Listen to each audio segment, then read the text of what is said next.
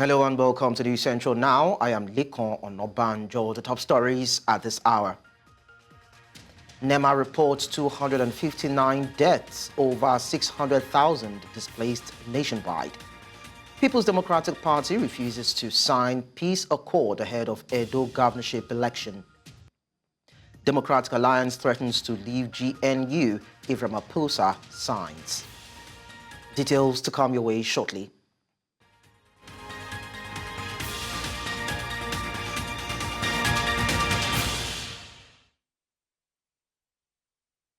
The news begins with updates on floodings, where the National Emergency Management Agency has said that the current trend of flooding indicates that 29 states and 172 local government areas have been impacted. It was also reported that over 1 million people were affected. That's about 625,239 said to be displaced, and 259 deaths were recorded nationwide. In an update, the Director General of NEMA, Zubaida Umar, said that the statistics were released at the National Emergency Coordination Forum meeting to review strategies and reassign responsibilities in the face of current realities in the pattern and management of disasters nationwide, including Borno State, where a search and rescue operation is ongoing. Speaking on the Maiduguri flood, the NEMA DG commended the governor of Borno State, Babagana Zulum, the government, and the Borno State Emergency Management for rising to the occasion and spearheading the response. Meanwhile, in response to the increasing number of displaced individuals from the Maiduguri flood disaster, the federal government has announced the opening of an additional camp to accommodate the growing needs of victims. Sarajo Abdullah, the Northeast Zonal Coordinator for the National Emergency Management Agency, stated that the new facility aims to provide immediate relief and shelter to those affected. News Central Sumari Kurawa has more. Children and women continue to struggle to meander through the flood in Maiduguri. Rescue operations still ongoing as more than 1 million people are affected by the flood. Authorities have not yet determined the exact number of casualties as they call for more interventions to address the needs of the growing population. Initially, we planned for about 5,000, but this place can contain about 10,000 individuals. So we don't want a congestion. That is why the state government is also opening up new camps. As at yesterday, Babagana Wakil was designated, but it has been replaced with WTC because WTC has more facilities. Families who have been rescued or got their way out of the water are camped, while food is being provided to them by the government as well as humanitarian organizations, yet their needs require more support as the number keeps increasing. We need food. After all, we even need clothes because all of our clothes have been covered by water. We need help. And the advice I'm going to give to all of my brothers in the world is, if they cannot help us with anything, but we need their prayers.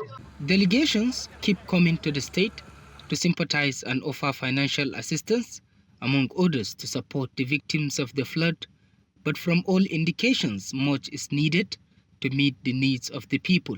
In the life of the West African coast, I don't think we have ever seen this level of emergency and disaster. I think we need to come to the rescue of the people of Borno and Maiduguri in particular.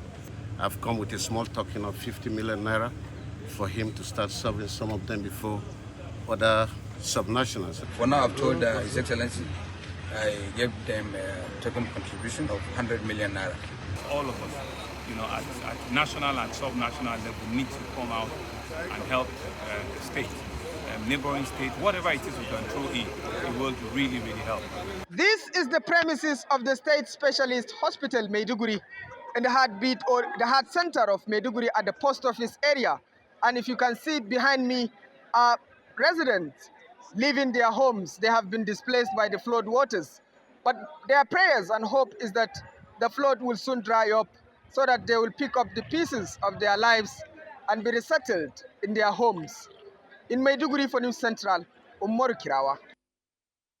Well, to discuss more on this, we are joined by local emergency management coordinator, Yobe State Emergency Management Agency, Abubakar Zaid, and he will be talking to us more about this. Thank you so much, Mr. Zaid, for joining us.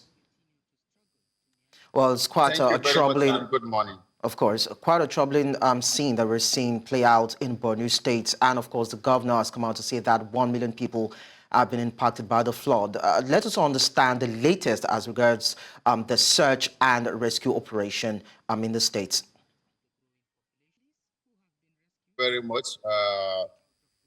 From the first day of the inception of the flood, has been a devastating one, and it has caused so much damage. And just as reported, about 1 million people have been displaced. So our own, as State Emergency Management Agency, we are here to support and complement the effort put in place by Borno State government and federal government of Nigeria. So we joined the search and rescue team, and part of our work is to go around all the communities affected by this flood to see how we can.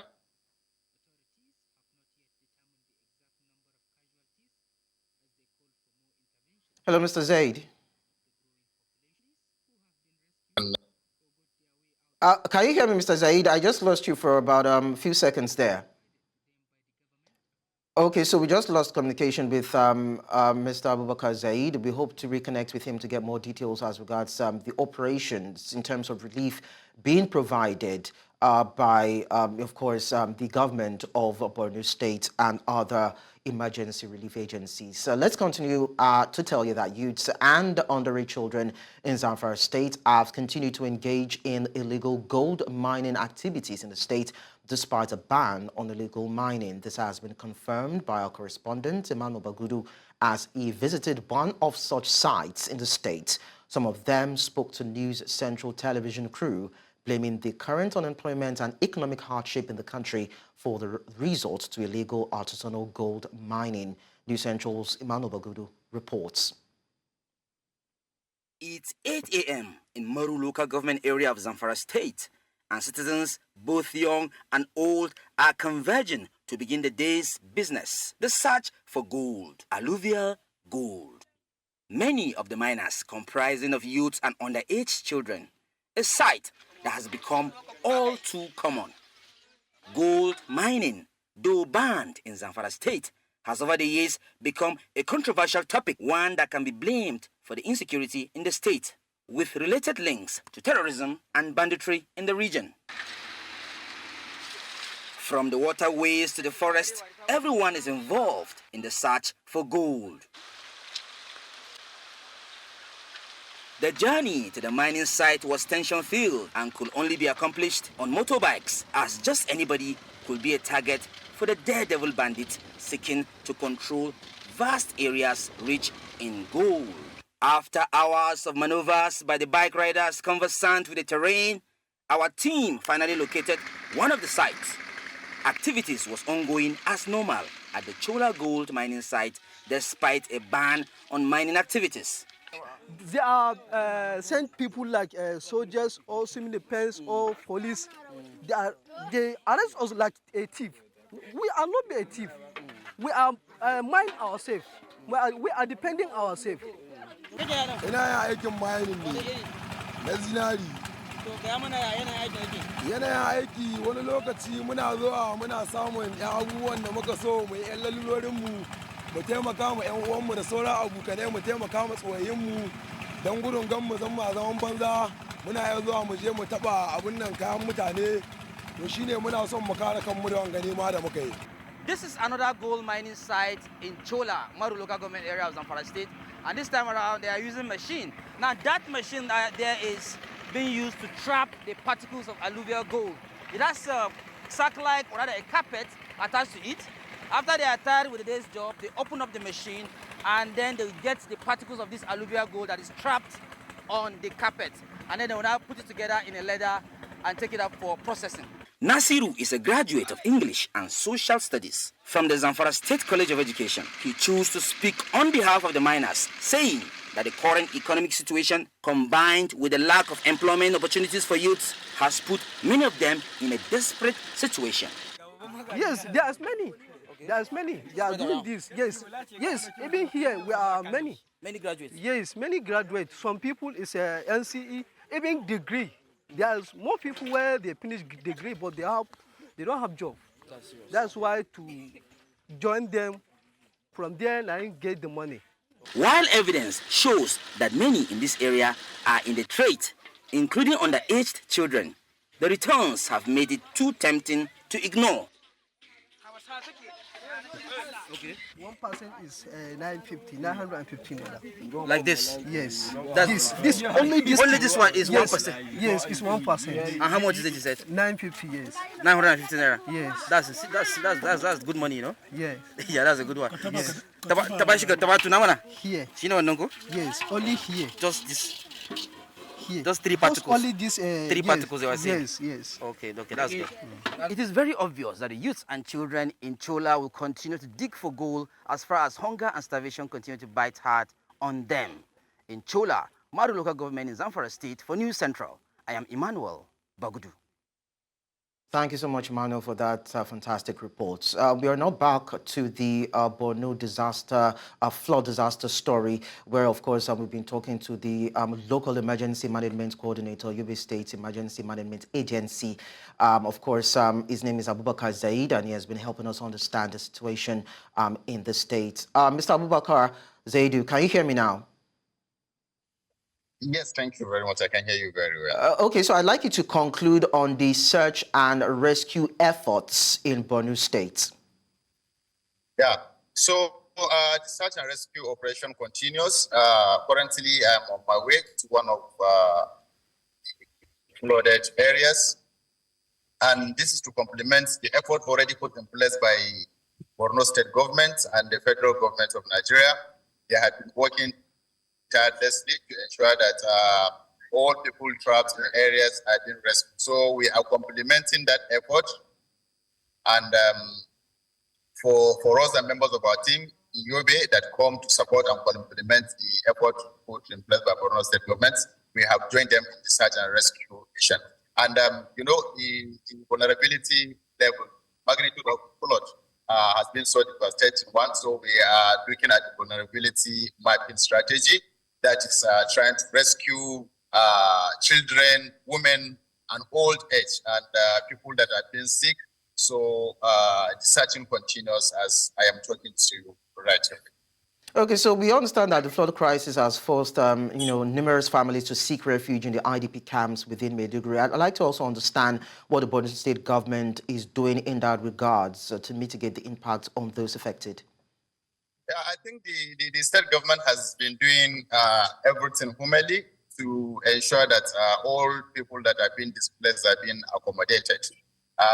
In our effort to support the Borno State Emergency Management Agency, all people that are being rescued are being taken care properly by the state government. And if our search team were able to rescue a number of people, we immediately hand them over to the state government, which we are doing this work hand in hand with the leadership of Borno State Emergency Management Agency. So all displaced persons are being taken care of accordingly. So we understand that NEMA before now had, rolled out a number of states that will be impacted by rainfall and downpour and floods, as the case is. Has the Borno State government been proactive when it comes to information and situations like this? Because over 1 million people have been affected, and people feel that the government could have done more to actually reduce the impacts, as we've seen play out. I cannot say much on this. We are here as a team, as the neighboring state, as a sister state, to support the state government in its ongoing efforts to mitigate the impact of this flood. But the early warnings have been shared across states, And just like Borno State has also warned people and share messages on coming anticipated flooding. But this disaster is beyond imagination, because the last time something of this nature occurred was in 1994, and from the saying, even the impact of that of 1994 has not been as much as of the. Okay, so finally, Mr. Abubakar, we know that President Tinubu has actually rolled out okay, Mr. Abubakar, I understand. Just to, wrap things up before I let you go, President Tinubu has actually, directed that about 108 billion naira be shared among 36 states of the Federation to deal with the impact of floods. How helpful do you think that would be, particularly for Borno State, as it tries to help people live by looking at this devastation? Mr. Abubakar, thank you so much. I think we just have to wrap things up here. But then, Abubakar Zaid, I would say thank you so much for the information you've shared with us in the shortest possible time. We go on a very short break on the news. We still have more stories to come your way. Do stay with us. Many thanks for staying with us. Let's bring you updates on the upcoming elections ahead of the Edo State governorship election billed for September 21, 2024. 17 out of the 18 political parties have signed the peace accord initiated by the National Peace Committee to guarantee the conduct of free, fair and credible elections across the 18 local government areas of the state. The Central's correspondent, Osinazu, who monitored the exercise in Benin City, the Edo State capital, reports that PDP refused to sign the peace accord. His report. Ahead of the September 21st, 2024 governorship election in Edo State, the political atmosphere appears tensed following the activities of the various political parties contesting the election. While the concern of Nigerians seems to be a peaceful election, others want the political parties to sign a peace accord to guarantee a peaceful exercise before, during and after the election. Against this background, the National Peace Committee, led by its chairman and convener, Nigeria's former head of states, Abdulsalami Abubakar and Matthew Kuka, invited all the governorship candidates and their deputies, alongside chairmen of the 18 political parties, to affirm their commitment towards a peaceful election. The signing of this peace accord signifies your readiness to place the interests of the people which you want to serve above individual or party ambitions. While the political parties took turn to append their signatures to the document to affirm a peaceful election, the chairman of the PDP in the state refused to sign. We came to the inevitable conclusion: signing the peace treaty is like signing a death warrant, and we have refused to sign it. And we expect them to do the needful by releasing all our people that have been arrested in their jail for the past 2 weeks. So we think that this is the reason why we are not signing. We think the Nigerian police is so partisan under this very, very biased IGP, and we are asking that he should take off his hands from Edo. That Edo is not like any other state in this country. Earlier in their goodwill messages, INEC chairman reaffirms the commission's determination to conduct free, fair and credible election. In the same vein, the Inspector General of Police says the police will remain impartial and provide a peaceful atmosphere for all.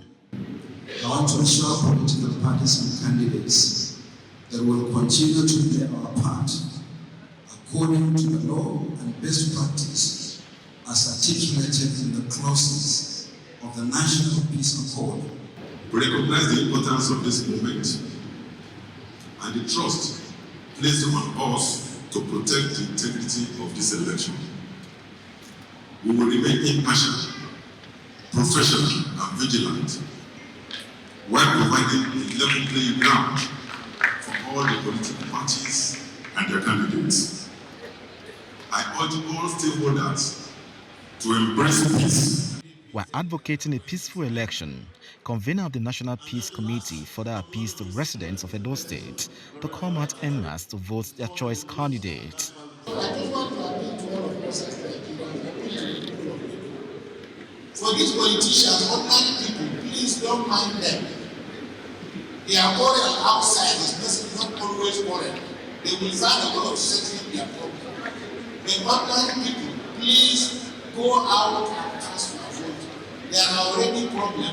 We are already having difficulties. So if you struggle and find some little fuel, go and cast your vote. Go and cast your vote and people go back quietly. It remains to be seen how the boycott of the peace accord signing ceremony by the ruling party in Edo State plays out as the September 21st election date draws nearer. In Benin, for News Central, I'm Austin Azu. Still on politics, the National Transition Committee of the Labour Party has endorsed the Nenadi Usman-led caretaker committee, which was inaugurated in Umuahia, Abia State. Addressing a press conference in Nigeria's capital, Abuja, the secretary of the Labour Party's Board of Trustees, while speaking on behalf of the National Transition Committee, says that the Nenadi Usman-led committee was established in accordance with the Labour Party's constitution and the Electoral Act. News Central's Joshua Marai has the details in this report. Members of the leadership of the National Transition Committee of the Labour Party.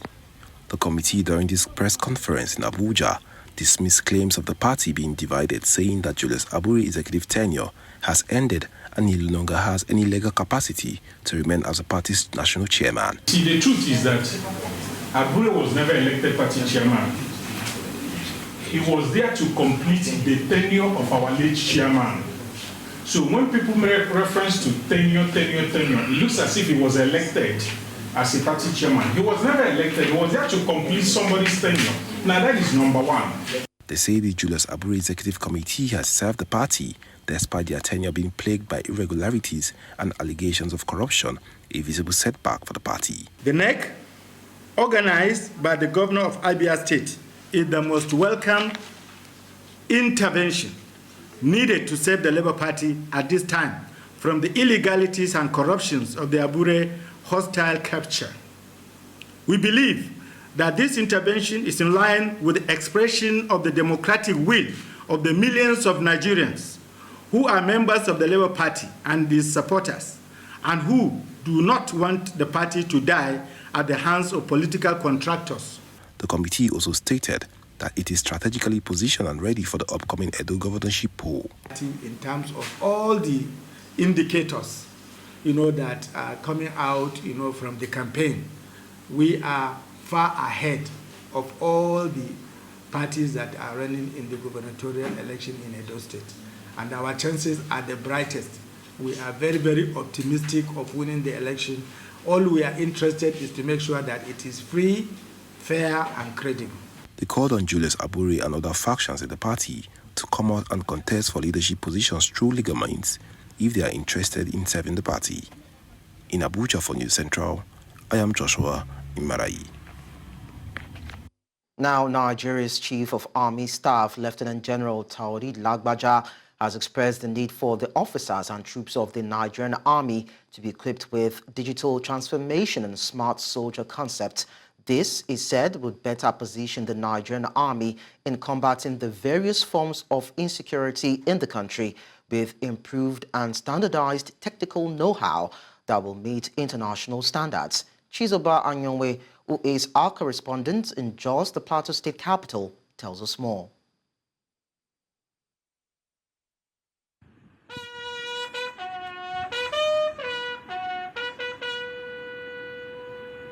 Drawn from the Nigerian Army headquarters, Operation Safe Haven, and 3 Division of the Nigerian Army in Jos, these officers and troops are here to add knowledge in technological advancements and improvements in their job delivery. It is on this premise that the Chief of Army Staff is particular about the training, emphasizing it is out of the commitment of the Nigerian Army in improving the delivery of our officers and troops in the quest for innovative ways for combat efficiency. The Chief of Army Staff, Lieutenant General Taurid Lawaja, was speaking during a one-day seminar on digital transformation and smart soldier concepts, which held at the 3-Division Maxwell Kobe Cantonment in Jos. This seminar is therefore in line with the current drive of the Nigerian Army to leverage advanced technologies to modernize military operations, improve our decision-making process, and ensure adaptability towards tackling evolving multidimensional security challenges. Noting the need for efficiency in combating insurgency and other forms of criminality in the country, the Nigerian Army Chief of Transformation and Innovation believes that the essence of the training cannot be overemphasized. It will particularly enhance the capacity of junior and middle cadre officers of the Nigerian Army, who are the main targets of this seminar, to make informed decisions, manage resources effectively in a rapidly changing environment. Theme of the seminar is enhancing digital transformation and smart soldier concepts for combat efficiency.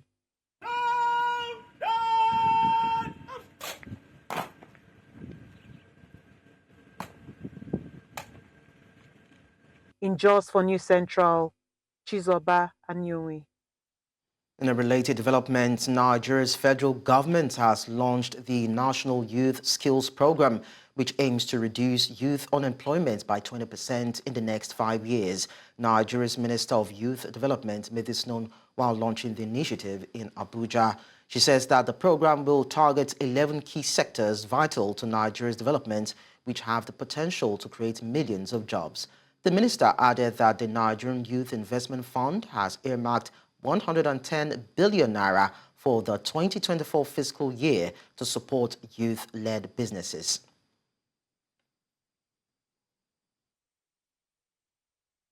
The premise of the National Youth Skills Program is simple. The National Youth Skills Program is designed to turn things around. We are targeting 11 key sectors that are vital to Nigeria's development and have the capacity to create millions of jobs, either directly or indirectly. Sectors like agriculture, renewable energy, the digital economy can potentially drive Nigeria's future. And the National Youth Skills Program, known as the NYSP, is the key to unlocking this potential. With the right skills and training, our youth can not only find employment, but also become the driving force behind these sectors earlier mentioned, creating a ripple effect of job opportunities for our young people. Culture for some Nigerians remains a vague idea. With the growing modernization of cultural practices, the few who imbibe it in their lives and jobs are at the forefront of portraying the country's vibrant creative industries. To foster creativity and cultural expression, creatives and stakeholders call for better funding and infrastructure for creative professionals. News Central's Chidima Ona shares more in this report. The Nigerian creative industry has posed a formidable competitor in the global creative scene. Recently, the Nollywood industry became the second largest film industry in the world, sitting right between Bollywood and Hollywood. With more than 1,000 movies released yearly, it signifies the surplus potential in the industry.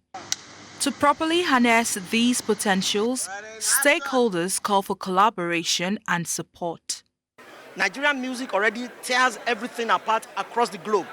Anywhere in the world, we have been selling O2 Arena, everywhere Nigerian music has pierced through. Now, it is not just enough to pierce through, it's more important to coordinate and ensure that this opportunity can generate income for the country, which is what everybody is now trying to do. Nigeria is broke. There's no hard and fast rule about it. But Nigeria is full of potentials. Potentials in themselves don't turn into opportunity. You need to convert it. Everything that's happened in the creative sector has happened organically. without government support. So if we now have government support and it's genuine, and we can actually really put plans in place, you won't believe where we are going to go. Our music is all over the world. Our movie industry is #2 in the world without government support. I mean, with government support, if you now have government support, it's just going to be unbelievable. Is extremely high level. The fact of the matter is, it is simply the understanding that the highest opportunity we have as a people is to back ourselves. When you back Nigerian soft power, you're backing Nigerians. Right? What you're saying and what you're understanding, that the most valuable thing we bring to the world is our IP. The expression and the creations of Nigerians is more valuable than the solid minerals and every other thing in this land. Over time, the major export from Nigeria has been talents in the entertainment, cultural and art industries. Nigerians are becoming more expressive in their artistic abilities, showcasing vast talents. However, there is a worry of losing cultural value when promoting diversity on a global stage. So it's important that we look at the things that are, indigenous to us. Again, we've seen that what makes Afrobeats, as I say, pop or blow, is the fact that we can use our own themes, our own languages, our own storytelling to convey thoughts that it's music. People will gravitate towards it anyhow. So it's important that we stay rooted in those things as are ours. It's important that we can be selective, with the global influences. It's not every collaboration that we do. It's not every music style that we adopt. Yes, we can experiment, but visible efforts from the government and private sector to support Nigerian creative industries will be a strategic move to ensure that Nigeria remains a vital player in the global cultural landscape. In Lagos for News Central, Chidinma Ona.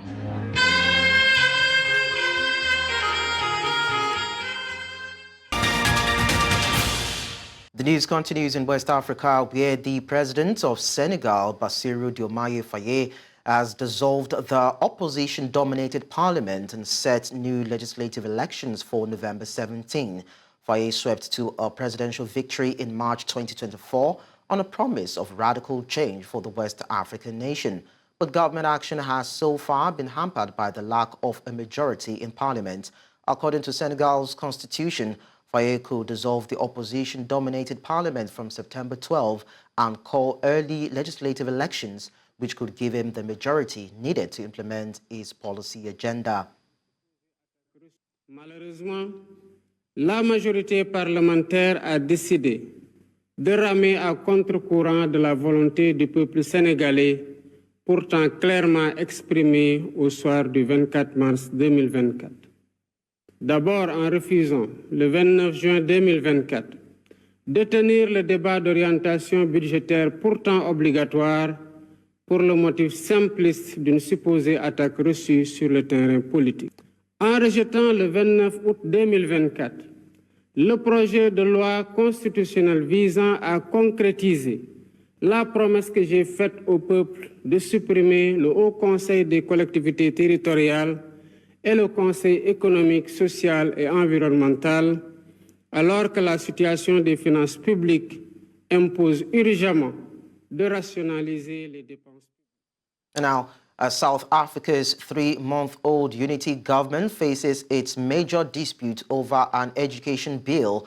The Democratic Alliance Party has warned it is not ruling out leaving the fragile alliance. President Cyril Ramaphosa is due to sign the Basic Education Laws Amendment Bill on Friday, despite objections from parties in the nearly 3-month-old unity government. The new law will give the government more power to determine the language and admission policies of schools, which critics say could undermine mother tongue education. The Afrikaans community in particular fears these could penalize schools that teach in its minority language. We do not believe that the President should sign the Bella Bill into law tomorrow. Among other issues, we believe the bill compromises the rights of children to mother tongue education. And that's why I met the President on Bella yesterday. And I really hope that we can find a common way forward. But if the President does go ahead tomorrow and sign the Bella Bill, We will have to consider all of our options on the way forward. In a multi-party government, leaders need to respect the constraints and imperatives of their partners. And any leader that tries to ride roughshod over their other partners will pay a price, because their time will come when the shoe is on the other foot, and they will need the understanding of those partners in turn. Conflict over policy in the GNU is not necessarily an existential threat to the government. But that doesn't mean that we would not walk away. And joining us on the news to discuss this is the Campaigns and Communications Director, Save South Africa Civic Movement, Teboho Mashilumpane. He joins me from Pretoria, South Africa. It's nice to have you around. Well, thank you so much for having us. Good morning. Of course. Interesting times, I must say, in the South African politics since the marriage between the DA and the ANC is facing its first hurdle. What can you tell us about this Bella bill that is making Democratic Alliance dish out threats? As the organization, we have studied the bill, and to be honest with you, we have highlighted issues that we feel are not good. For an example, there's I think it's section 8, where it talks about selling alcohol at school during fundraising activities. So we objected that. We said, no, that is not, it's not supposed to happen. And then we've made it very clear. But unfortunately, we cannot reverse that.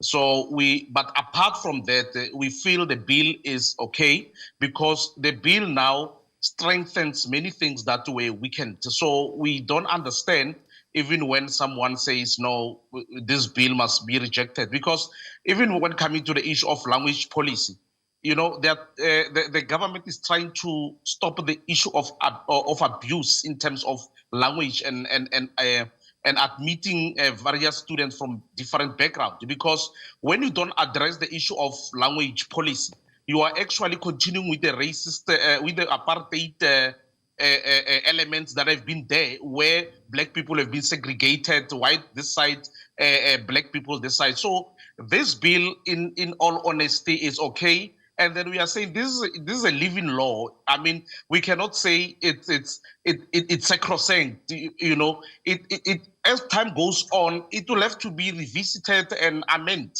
again, because also this one, you know, we are amending the law that has been there. So I see nothing wrong. Whenever there are problems, the parliamentarian will come together and amend the law. So the bill is okay.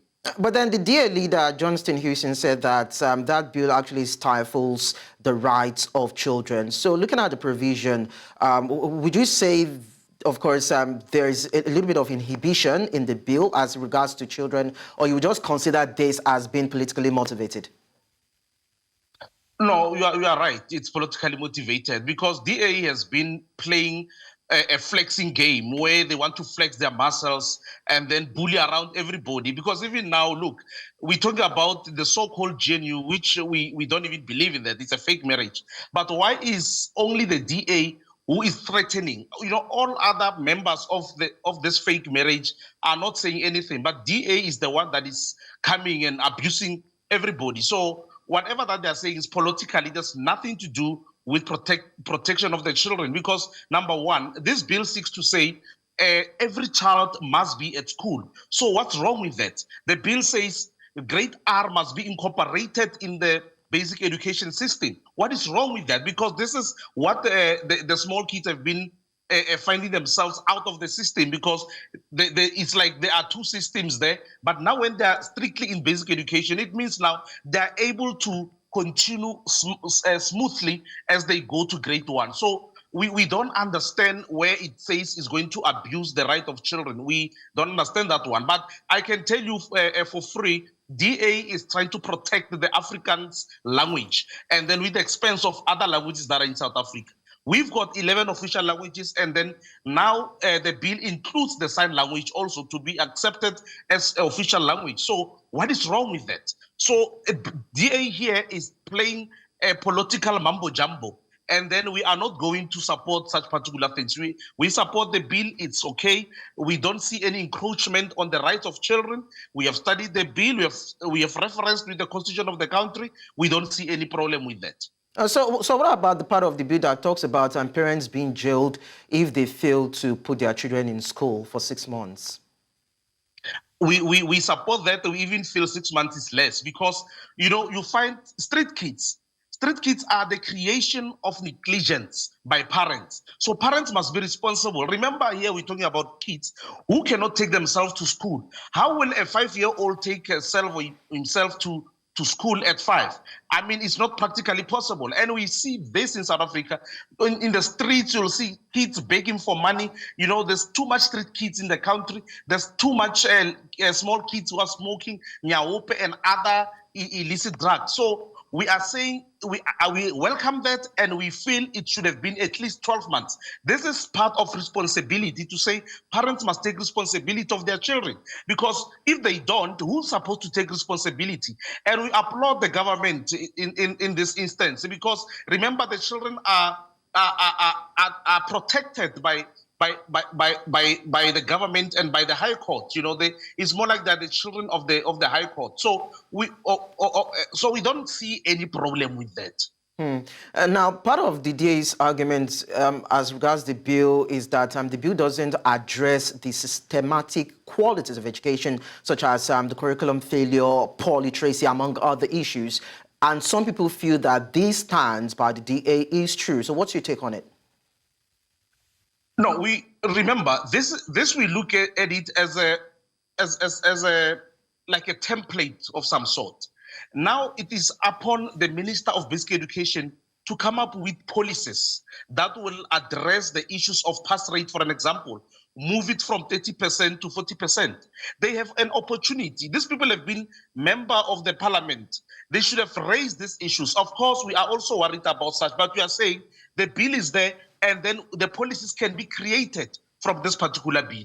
So this is not something that it says we stop here. As I said, it's a living document where changes can be made. Policies are going to be drawn from this bill. So we see this as progressive, and then we are saying the Minister of Education, you've got the responsibility to come up with policies to say we want the pass rate to be 50% or to be 40%, depending on what the society is saying. So we don't even see anything that stops the minister from raising such particular issues. She is the member of the parliament. She is a member of the cabinet. Okay. So her voice is as equal as other people.